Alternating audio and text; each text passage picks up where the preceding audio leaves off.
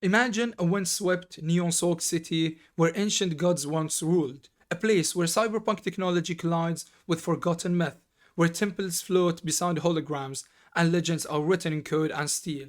This is the world of Nine Souls. From the very first moment, the game pulls you into something rare, a universe that feels both futuristic and ancient at the same time, a world that looks like it was painted by history and then set on fire by neon. In Nine Souls, you play as Yi, a once forgotten warrior, awakened from exile to hunt the nine tyrannical rulers known as the Souls. The game describes itself as Sekiro Light in 2D. Steam calls it a low-rich, a hand-drawn action platformer with deflection-focused combat.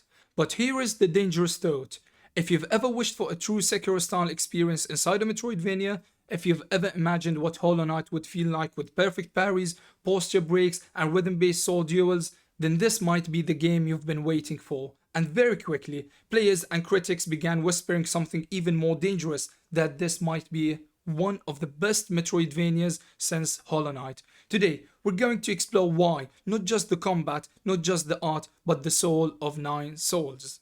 Nine Souls takes place in New Kunlun, a once sacred sanctuary, now reborn as a towering neon metropolis. According to the developers, this was once the final refugee of the Solarians, an ancient divine race that ruled through wisdom, technology, and power. But time corrupted everything. The story draws inspiration from one of the most famous Chinese myths, Hu Yi, the legendary archer who shot down 9 burning suns to save the world. Red Candle reimagines this tale in science fiction form. Yi himself was once one of the 10 souls, a noble warrior, protector of the realm, until betrayal shattered everything. Now he returns not as a savior, but as a hunter. His mission is simple and terrifying: slay the 9 souls, the god kings who now rule this broken world. What makes 9 souls special is how personal this revenge feels. He is not a silent protagonist. He speaks, he remembers, he doubts, he regrets. The main story is clear and easy to follow, but beneath that surface lies an ocean of hidden lore. Through side quests, monks, scholars, and forgotten spirits, you slowly uncover the truth about the Solarians, the cost of immortality, and the real reason this world collapsed. This is not just a revenge story, it's a story about power, about sacrifice, and about what happens when gods forget the value of life. Now we reach the heart of Nine Souls, the combat, because this is where the game becomes something truly special. Nine Souls is not about rolling away from danger, it's not about spamming attacks, it's about standing your ground.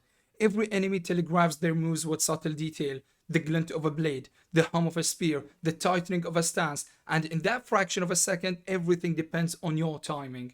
Most attacks can be parried. A perfect deflection fills a combat meter, and when that meter is full, Ye unleashes devastating counter strikes that break enemy posture and open them to fatal blows.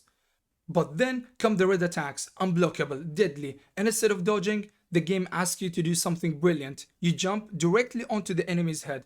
You avoid the strike, stun the enemy, and turn defense into offense in one elegant motion.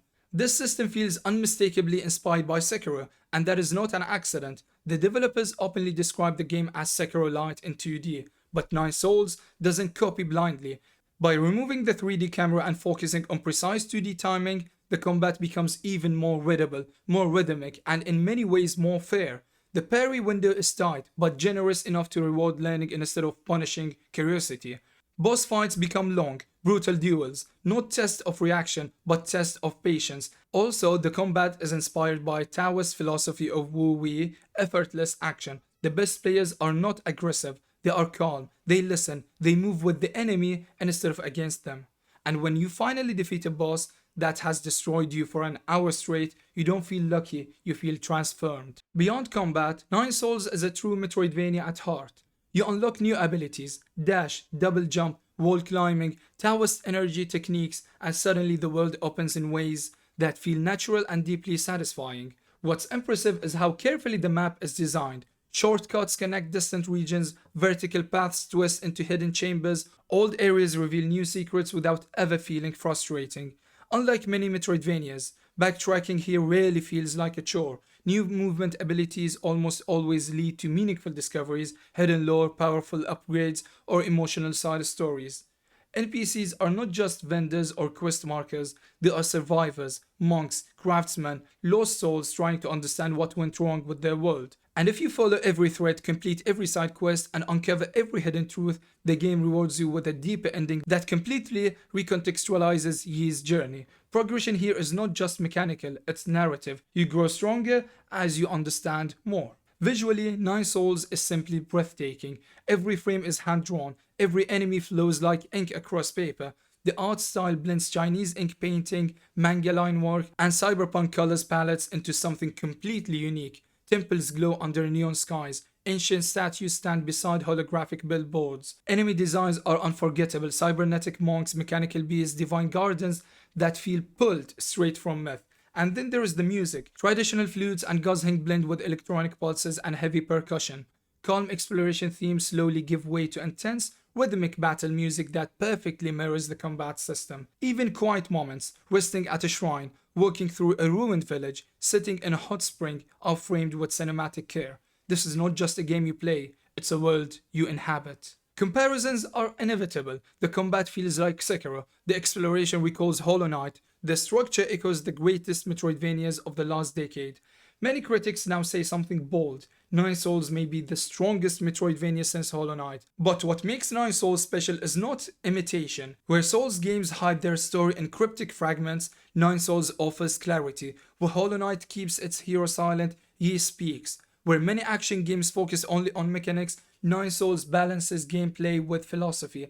This is a cyberpunk world shaped by Taoism, a revenge story told through myth, an action game with the heart of a tragedy. There is nothing else quite like it. Nine Souls is demanding, it is difficult, sometimes unforgiving, but it is also beautiful, honest, crafted with incredible care. From a studio once known only for horror games comes one of the finest action platformers in years. If you love Hollow Knight, if you love Sekiro, if you love games that respect your intelligence and reward your patience, Nine Souls is waiting for you, and when you finally defeat your last soul, you may realize something. This was never about killing gods. This was about becoming human again. Don't forget to subscribe to our channel. See you in the next video.